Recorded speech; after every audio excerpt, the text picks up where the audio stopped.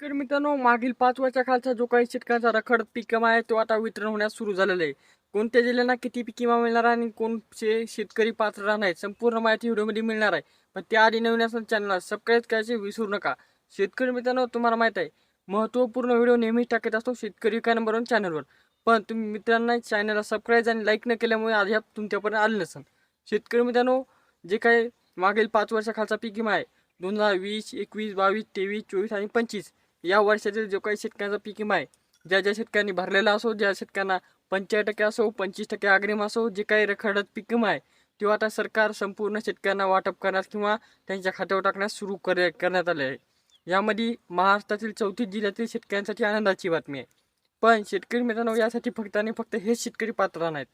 यामध्ये तुम्ही पात्र आहात का नाही हे पण पहा. आता व्हिडिओला सुरुवात करीत आहे.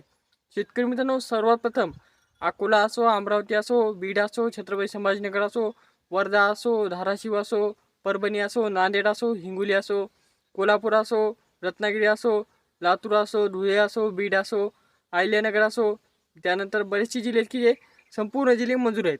पण शेतकरी मित्रांनो, ज्या ज्या शेतकऱ्यांनी पीक विमा भरला होता आणि त्यांना दाखवीत सुद्धा होता पण आला नव्हता, त्या शेतकऱ्यांना मिळणार आहे. आणि त्याचबरोबर 2020चा असो, 22चा असो, 25चा असो, कारण की शेतकरी मित्रांनो, 5 वर्षाखालील जे काही शेतकऱ्यांचे पीक विमे दाबून धरण्यात आले होते किंवा कंपन्यांचा अहवाल देऊन वितरण करण्यात नव्हते आले, ते आता एकत्र वितरण होणार आहे.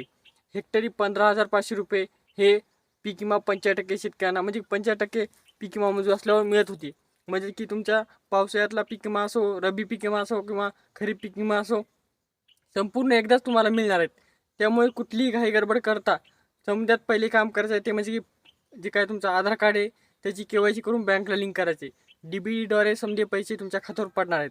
आणि शेतकरी मित्रांनो, अशा प्रकारे जे जे शेतकरी पात्र होते पण त्यांना लाभ घेता आला नाही किंवा देण्यात आला नाही, त्या शेतकऱ्यांना आता पुन्हा एकदा लाभ भेटणार आहे.